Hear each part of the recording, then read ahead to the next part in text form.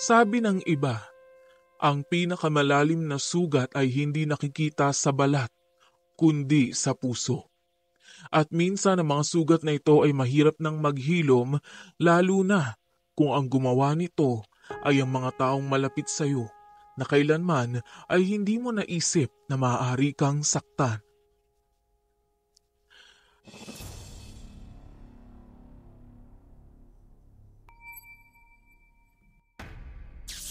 Taong 2015, mga panahong maaga pa lang gising na si Cristel Rendorio, 25 anyos na nurse.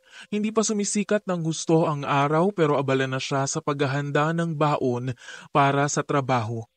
Sa gilid ng mesa, nakaupo si Jacob Rendorio, 27 anyos na kanyang asawa. Tahimik na nakayuko habang sinusubukang tapusin ang pagkain sa harap niya.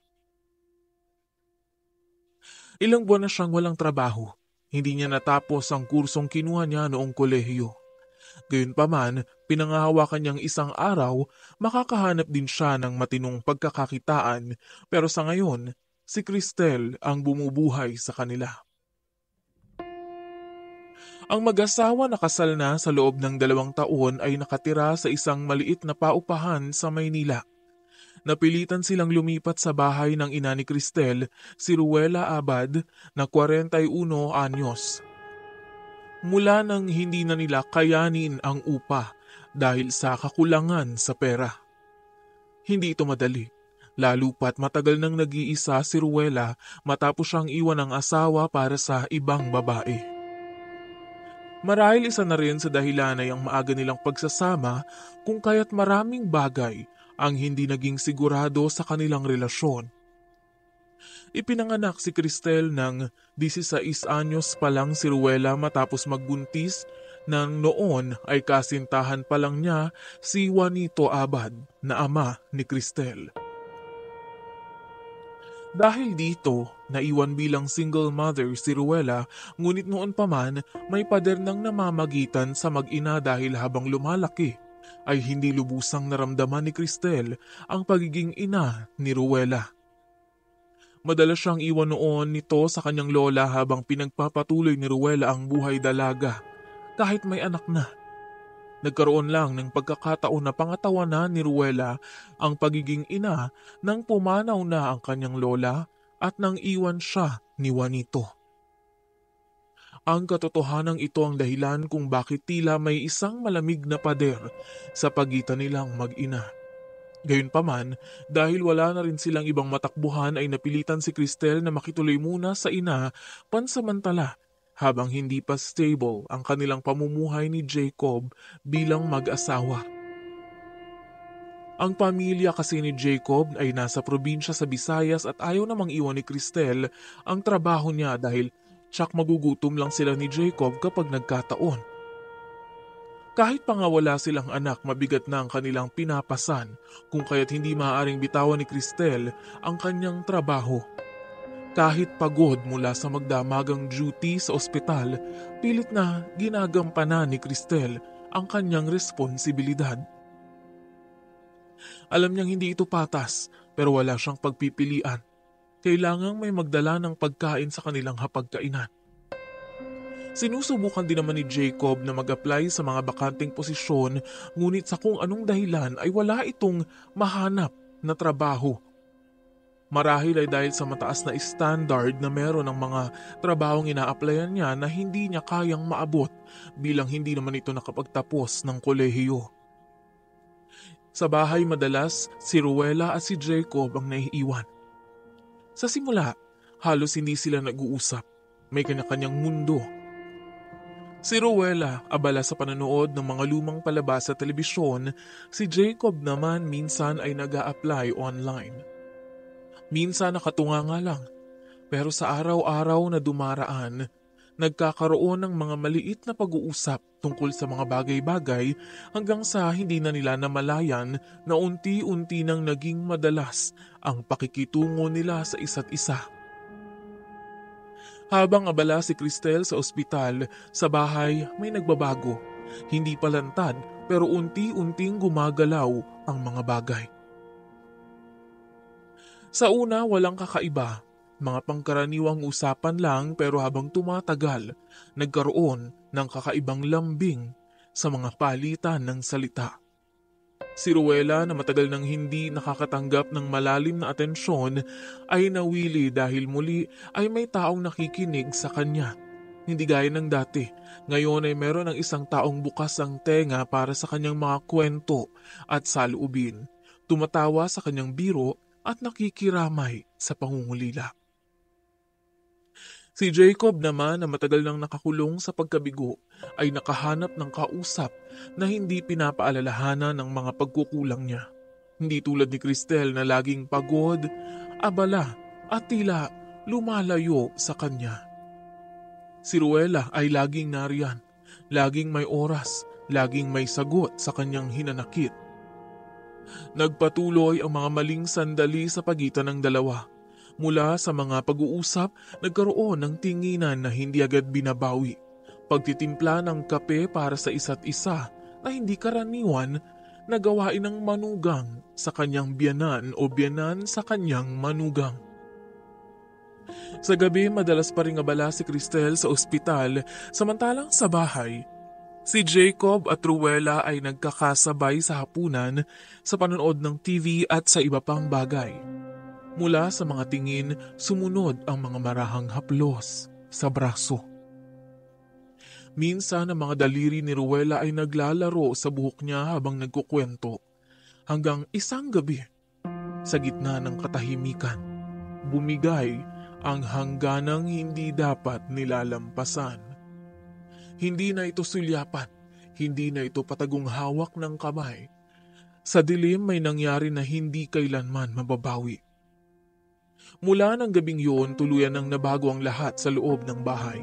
Hindi alata sa una, pero may nararamdaman si Cristel. Tila mabigat ang paligid. Parang may kakaiba sa kilos ng mga taong kasama niya sa ilalim ng isang bubong.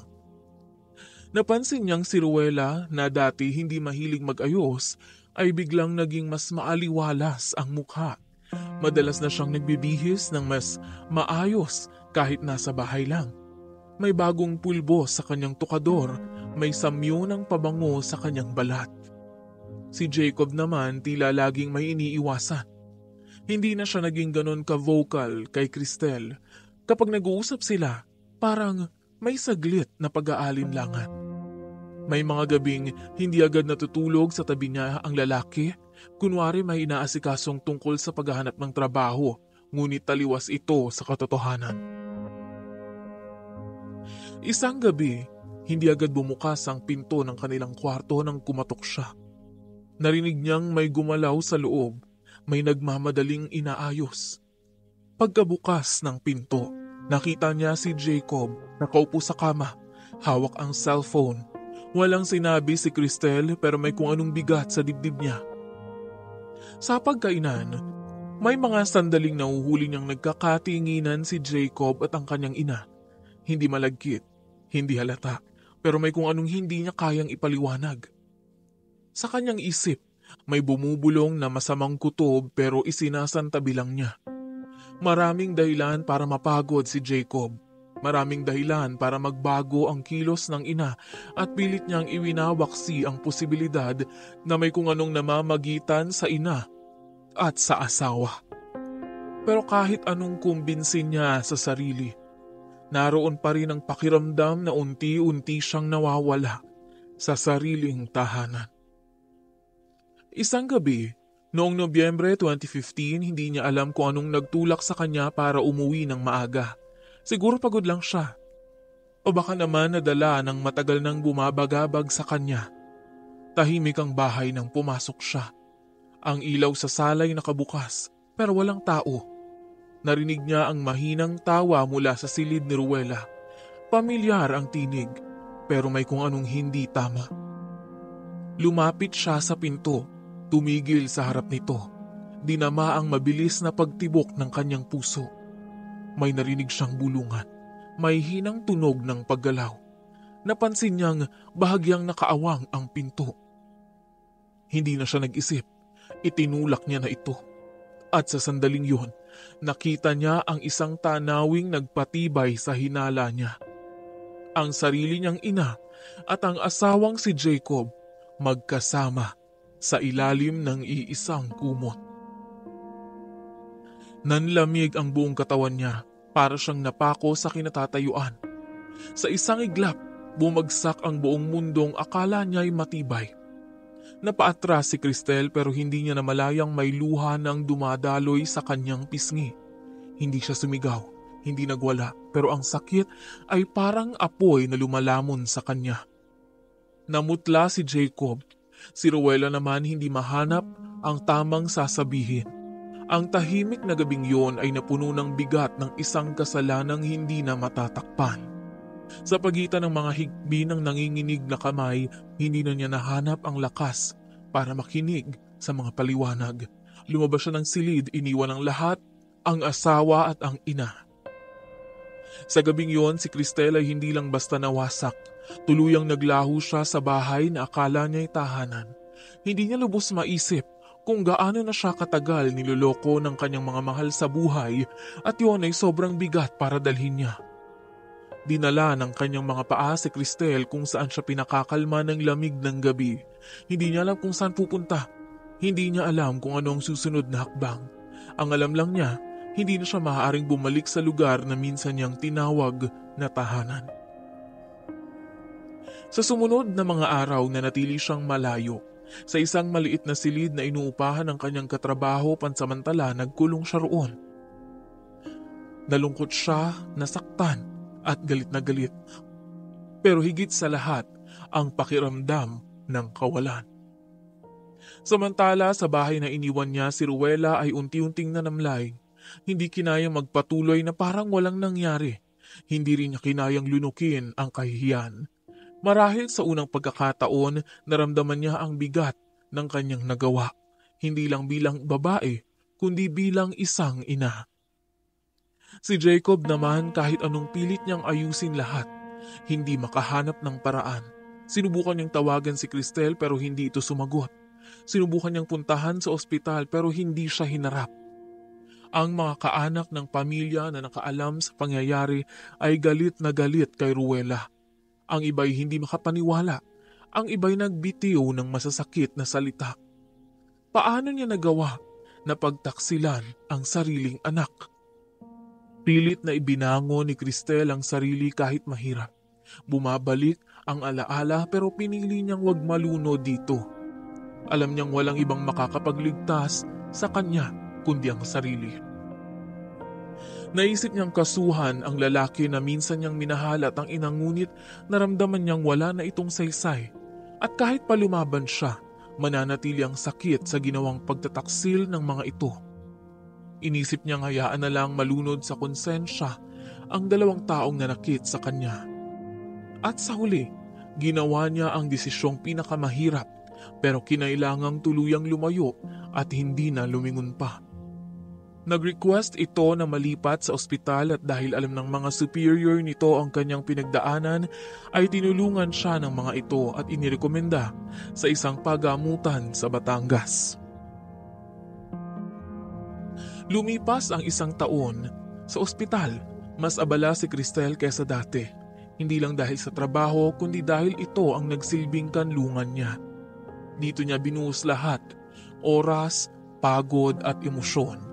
Sa bawat pasyenteng inaalagaan niya, nababawasan ang sakit na iniwan ng nakaraan. Hindi na siya bumalik sa bahay na yon. Hindi na rin niya hinanap si Jacob. Ayon sa kamag-anak, umalis na ito sa lugar at tila hindi na muling nagpakita. Marahil hindi nito kinayang harapin ang kahihiyan. Si Ruela naiwan sa bahay na unti-unting nanahimik. Sa bawat araw na dumaraan, ramdam niya ang bigat ng kanyang kasalanan. Hindi na bumalik pa ang kanyang anak. Taong 2018, sinubukang kontakin ni Ruela ang kanyang anak matapos makuha ang kanyang numero sa isang pamangkin. Doon sinabi nito ang lahat ng kanyang saloobin, ang pagsisisi sa nagawa niya, ang hangarin na muling manumbalik ang relasyon nila at ni Cristel bilang mag-ina. Pinagtapat din ito sa anak na kamakailan lang ay na-diagnose ito ng stage 3 breast cancer. Kahit na naroon pa rin ang kirot ng mga nangyari sa kahapon, may kung anong bigat sa puso ni Cristel. Naramdaman nito ang awa sa kalagayan ng ina. Alam nitong malubha na ang kalagayan ni Ruela at ayaw niyang tuluyang magtanim ng galit at pagsisihan ang lahat sa huli. Isang hapon matapos ang mahabang pag-aalangan, nagpasya siyang makita ang kanyang ina. Nakita niya ang kalagayan nito, sobrang payat, dala ng kawalan ng kakayahang magpagamot. Sinabi ni Cristel na pinapatawad na niya ito sa anumang masakit na nagawa nito. Kahit papano ay naging maaliwalas ang mukha ni Ruela. Naging mas magaan ang kalooban ni Cristel kung piniling samahan ang ina sa mga sumunod na araw. Bagamat bahagyang naging malakas si Ruela at nagkaroon ng panibagong dahilan para lumaban, hindi na rin ito nagawa pang mabuhay ng matagal.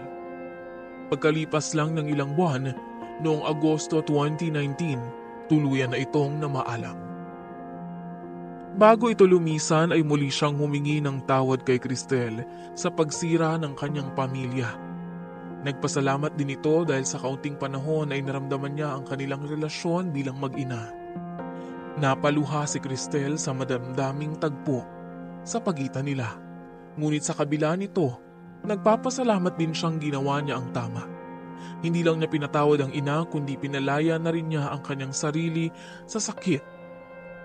Samantala, wala na ring naging balita si Cristel tungkol kay Jacob.